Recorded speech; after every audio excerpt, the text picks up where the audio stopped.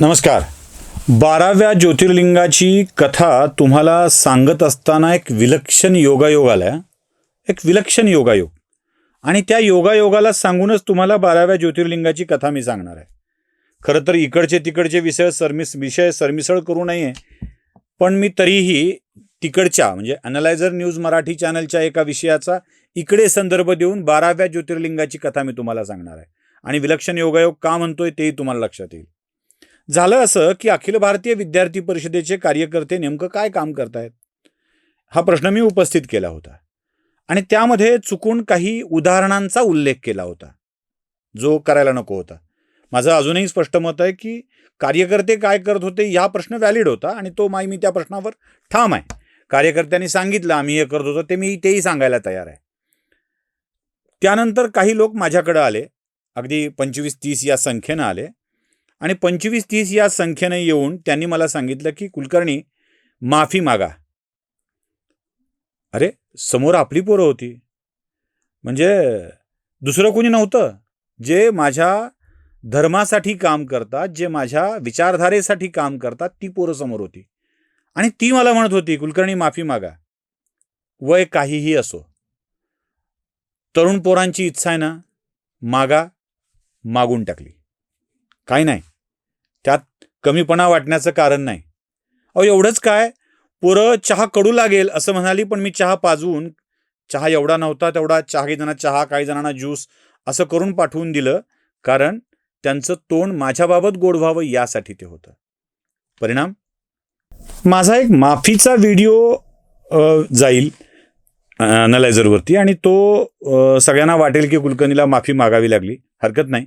आपल्या माणसांना, आपल्या घरच्यांना माफी मागणं काही गैर नसतं. आणि त्या व्हिडिओमुळं खरं तर त्याचे व्ह्यूज, मी हा व्हिडिओ शूट करतोय तेव्हापर्यंत पहिल्या चुकलेल्या व्हिडिओपेक्षा जास्त गेलेत. बघा, फायदाच असतो हो, म्हणजे व्ह्यूजच्या तुलनेतून कमाई म्हणेल तर फायदाच असतो. दुसरं, मला चांगलं म्हणणारी पोरं माझ्याविषयी चांगल्या भावना ठेवूनच गेली ना, बाकी काय. कधी कधी ना माफ करण्यामध्ये आणि माफी मागण्यामध्ये फायदा असतो, मोठा फायदा असतो. आणि तीच ही कथा 12व्या ज्योतिर्लिंगाची सांगते. दक्षिणेमध्ये देवगिरी नावाचा एक पर्वत आहे आणि या देवगिरी पर्वतावर एक दाम्पत्य राहत आहे. या दाम्पत्याची नावं मात्र फार सुरेख आहेत. एक आहे सुधर्मा आणि दुसऱ्या त्याची पत्नी आहे सुदेहा. बघा, सुधर्मा आणि सुदेहा. सुधर्मा हा धर्मावर चालणारा असतो, सुदेहा ही अशीच सुंदर देहाची असते, सुंदर मनाची नव्हे, धर्माची नव्हे, सुदेहा असते. अशीच नावं इतिहासामध्ये आहेत बघा. राजा होता, उत्तानपाद नावाचा राजा होता, त्याला 2 पत्नी होत्या. एकीचं नाव सुरुची, एकीचं नाव सुनीती. सुरुची आणि सुनीती दोघींना होतं बालक. त्या सुनीतीच्या मुलाचं नाव होतं ध्रुव. सुरुचीचा बालक मांडीवर बसला, तो तिथे बसायला ध्रुव आला, हकलून लावलं. ही सगळी कथा आपल्याला माहित आहे. नावं काय आहेत? सुरुची, सुनीती. सुरुची असलेली वेगळी आणि सुनीती असलेली वेगळी. म्हणून या धार्मिक कथातल्या नावं जरा नीट तपासली पाहिजेत. हा सुधर्मा आणि सुदेहा शिवभक्ती करत आपलं आयुष्य जगत होते, पण यांच्या आयुष्यामध्ये एक मोठी खंत होती. ती खंत म्हणजे यांना अपत्य नव्हतं. वारंवार शिवाला प्रार्थना करायचे, देवा, हे शिवा, हे महादेवा, तू आमच्या पोटी अपत्य दे, पण ते काही होत नव्हतं. शेवटी सुदेहाला असं वाटलं की आपला पती, त्याला आपण अपत्य देऊ शकत नाहीत, त्याचा दुसरा विवाह केला तर. सुदेहा विचार करते, दुसरा विवाह केला तर, आणि दुसरा विवाह करायचाच आहे तर मग आपली बहीणच का नको त्याच्यासोबत लग्न करायला. मग तिने आपली घुष्मा नावाची एक बहीण होती, तिचा विवाह करून द्यायचं ठरवलं. ती आपल्या पतीला म्हणाली की ऐका माझं, हे असं करून घ्या. ते म्हणाले, अगं आत्ता ठीक आहे, पण जेव्हा तुझ्या बहिणीला अपत्य होईल तेव्हा काय, तेव्हा तिचं स्थान जरा वरचढ होईल, तू जरा मागे पडशील असं तुला वाटायला लागेल आणि त्यातून एक असूया होईल, त्यातून खूप वाईट गोष्टी घडायला लागतील, असं नको व्हायला. ती म्हणली, काही होत नाही हो, माझीच बहीण आहे, आम्ही दोघी सुखानं राहू, किमान आपल्याला एक मुलगा तरी येईल. ती आत्ता आपल्याला म्हणते. शेवटी हो ना करता करता या सुधर्माचा घुष्माशी विवाह झाला. बराच काळ पुढे गेला. तिघं मिळून शिवभक्ती करू लागले. घुष्मा ही सुद्धा प्रचंड मोठी शिवभक्त, अगदी अत्यंत मनातून शिवाची आराधना करायची. तिने एक व्रत घेतलेलं होतं. रोज 101 पार्थिव शिवलिंगाची निर्मिती करायची, त्याची पूजा करायची आणि ते पार्थिव शिवलिंग त्या बाजूच्या तलावामध्ये अर्पण करायचं. हा तिचा नित्यनियम चालू. ही पूजा ती कुठल्याही प्रकारे खंड पडू नये याची काळजी घेत होती. पुढे यांच्या विवाहापश्चात यांना एक पुत्ररत्न प्राप्ती झाली. मग काय, सगळ्यांच्याच आनंदाला पारावार राहिला नाही आणि या पुत्राची सगळे मिळून छान त्याची वाढवणूक करू लागले, तिघं मिळून. पुढे बराच काळ गेला आणि त्या पुत्राचा विवाह करण्याची वेळ आली. पुत्राचा विवाह झाला. आता पुत्राचा विवाह झालाय, सून घरी आली आहे. नवरा पुत्रामध्ये, सुनेमध्ये आणि पुत्र दिलेल्या पत्नीमध्ये अधिक अडकलाय असं त्या सुदेहाला वाटू लागलं. म्हणजे जो द्वेष मनात निर्माण व्हायला हवा ना, तो द्वेष बऱ्याच वर्षांनी निर्माण झाला. सुधर्मा सांगत होता की हे होईल बाई, आपल्याला पुत्र असलाच पाहिजे असं काही नाही आहे, पण तिला पटलं नव्हतं.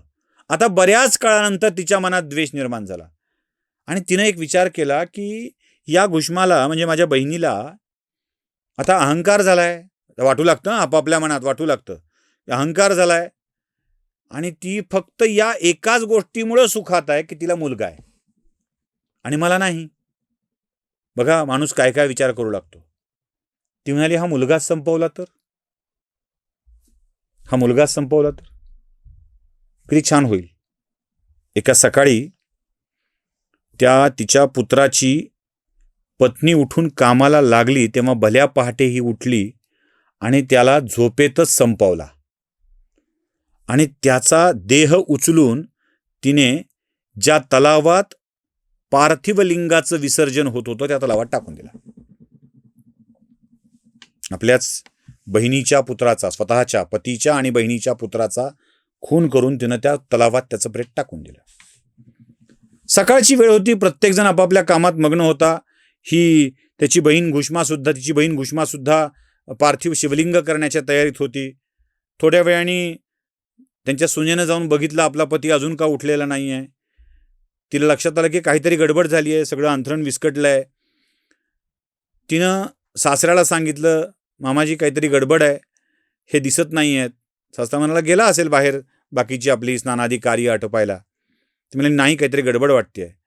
मग सासरा असं कुठेतरी गेला असेल असं म्हणतोय म्हणून तिने आपल्या मोठ्या सासूला सांगितलं. ती म्हणाली असेल कुठेतरी. मग तिनं आपल्या मूळ सासूकडं आली आणि म्हणाली, सासूबाई आपला माझा नवरा, तुमचा मुलगा कुठे दिसत नाही आहे, काहीतरी गडबड आहे. ती म्हणाली असेल ग, मला पूजा करू दे पहिल्यांदा. तिने आपली पूजा पूर्ण आटोपली पूजा आणि पूजा आटोपून त्या पार्थिव शिवलिंगाचं विसर्जन करायला त्याच तलावाकडे गेली.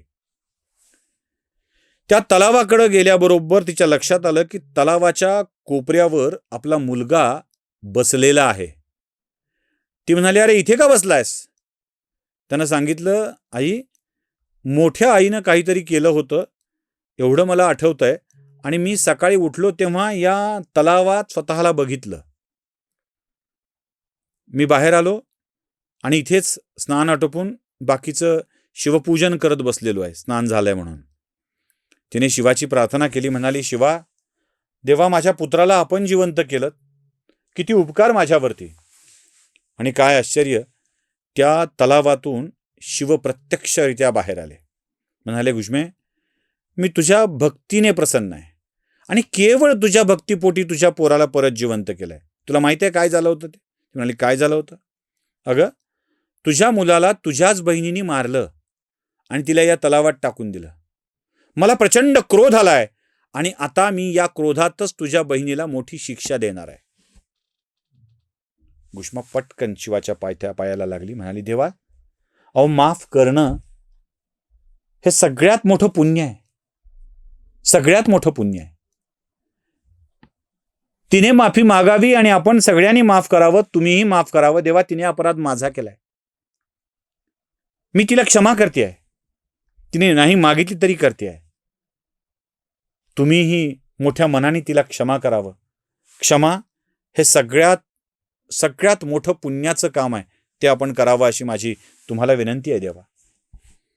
महादेव म्हणाले, अगं किती मोठा विचार करतेस, जा तिलाही क्षमा करून टाकलं, चिंता नकोस करू. महादेवाने क्षमा केल्यानंतर सगळा परिवार महादेवाच्या चरणाजवळ आला आणि ते म्हणाले, घुष्मे, तू जी क्षमा केलेली आहे त्यावर अजून मी प्रसन्न झालो आहे आणि आता तुला वरदान देतो की मी या तलावातून उत्पन्न झाल्यामुळे तुझ्याच नावाने इथे कायम रहिवास करून राहील. मला जे लोक येतील दर्शन करायला त्या सगळ्यांचं पाप नाहीसं करेल. माझ्या दर्शनाने सगळ्यांची पाप दूर होतील. तू क्षमा केलंय, मीही त्यांच्या पापांना क्षमा करेल. क्षमा वीरस्य भूषणमस्त. आणि त्या पापांना क्षमा करून पापातून मुक्ती देऊन आजही तो घुष्मेश्वर म्हणजे आपला वेरूळचा घृष्णेश्वर तिथे उभा आहे. त्यामुळं ज्यांनी पाप केलंय ना त्यांनी तर नक्कीच जावं, ज्यांनी केलं नाही त्यांनी पण जावं, पण ज्यांनी केलंय त्यांनी नक्कीच जावं आणि देवाच्या समोर प्रार्थना करावी की देवा, मी चुकीचं वागलोय, मला क्षमा कर. देव क्षमा करेल. पापाचं प्रायश्चित्तही घ्यायला हवं. म्हणून मी म्हणालो, अगदी वेळेवर हा प्रसंग घडला आहे. काय योगायोग आहे. मी समर्पित कार्यकर्त्यांच्या विषयात त्या व्हिडिओच्या शेवटी वापरलेला शब्द मलाच खटकत होता, त्याबद्दल त्यांची मनपूर्वक क्षमा मागितली. त्यांनीही मला क्षमा केलं आणि मी आता निसंकोच मनांनी हे मुद्दे मांडायला, विषय मांडायला परत आलोय. एक सांगू, आपली माणसं रागावली म्हणून आपण आपलं काम सोडायचं नसतं.